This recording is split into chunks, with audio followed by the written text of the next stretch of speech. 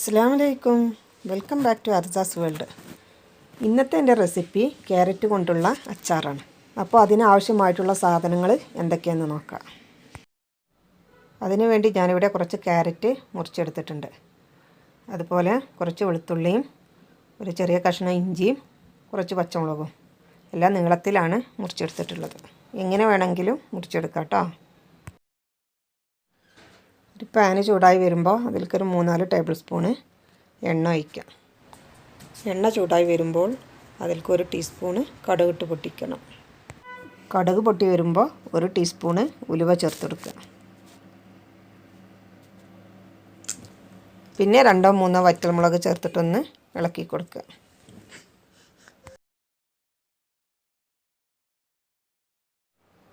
ഇനി കട്ട് ചെയ്ത് വെച്ച വെളുത്തുള്ളി ചേർത്തിട്ട് ജസ്റ്റ് ഒന്ന് വഴറ്റിയെടുക്കണം.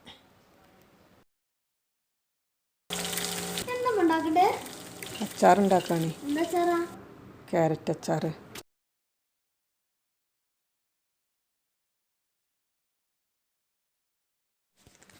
ഇനി മുറിച്ചെടുത്ത ഇഞ്ചി ചേർത്തിട്ടൊന്ന് വഴറ്റിയെടുക്കാം. ഇതധികം വെന്ത് വരുമൊന്നും വേണ്ട കേട്ടോ, ജസ്റ്റ് ഒന്ന് ഇട്ട് വഴറ്റിയാൽ മതി.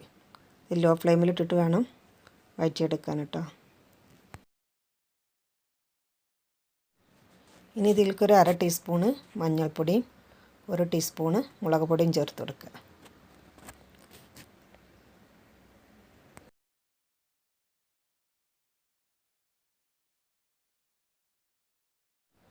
ഇനി ഇതിലേക്ക് 1.5 ടീസ്പൂണ് അച്ചാർപ്പൊടി ചേർക്കുന്നുണ്ട്. അച്ചാർപ്പൊടി വേണമെന്നൊന്നുമില്ല, കയ്യിലുള്ളവർ ചേർത്താൽ മതി. ഈ മസാലപ്പൊടികളെ പച്ചക്കുത്ത് പോകുന്നത് വരെ ഒന്ന് വഴറ്റിയെടുക്കുക. നല്ലെണ്ണ ഉണ്ടെങ്കിൽ അച്ചാറുണ്ടാക്കാൻ അതായിരിക്കും കൂടുതൽ നല്ലത്.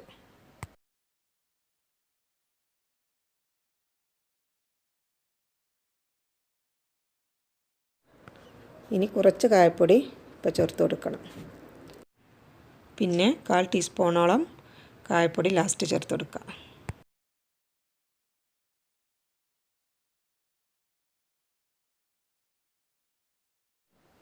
ഇനി കട്ട് ചെയ്ത് വെച്ച ക്യാരറ്റും പച്ചമുളകും ചേർത്ത് നല്ല പോലെ മിക്സ് ചെയ്തെടുക്കണം.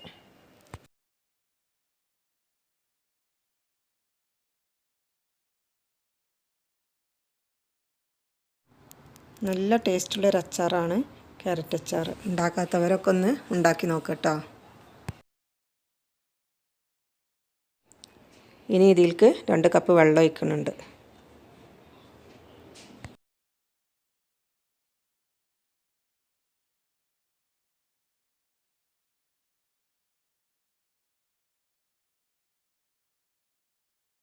ആവശ്യത്തിന് ഉപ്പ് ചേർത്തെടുത്ത് നല്ല പോലെ ഒന്ന് മിക്സ് ചെയ്തെടുക്കുക.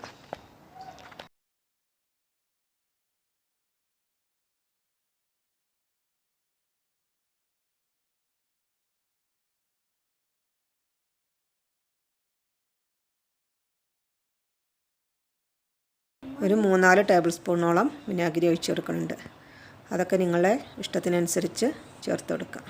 ഇനി ഇതൊരു 5-6 മിനിറ്റ് നേരം വേവിച്ചെടുക്കണം.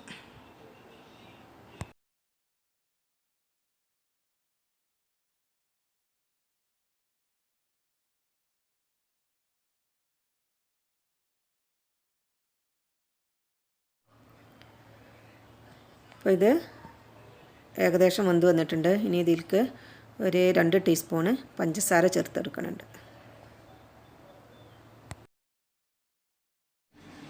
ഇനി കുറച്ചുകൂടെ കായപ്പൊടി ചേർത്തെടുത്ത് നല്ലപോലെ ഒന്ന് മിക്സ് ചെയ്തെടുക്കുക. അതിനുശേഷം ഫ്ലെയിം ഓഫ് ചെയ്യാം. ഇത്രയും വെള്ളം വേണം കേട്ടോ. ഇനി ഇതൊന്ന് തണുത്ത് വരുമ്പോൾ കുറച്ചുകൂടെ തിക്കായിട്ട് വരും.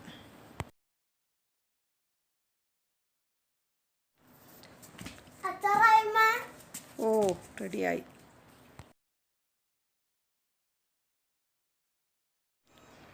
ഇത് തണുത്തതിന് ശേഷം കുറച്ചുകൂടെ തിക്കായി വന്നിട്ടുണ്ട്. ഇതൊരു പ്ലേറ്റിലേക്ക് മാറ്റാം.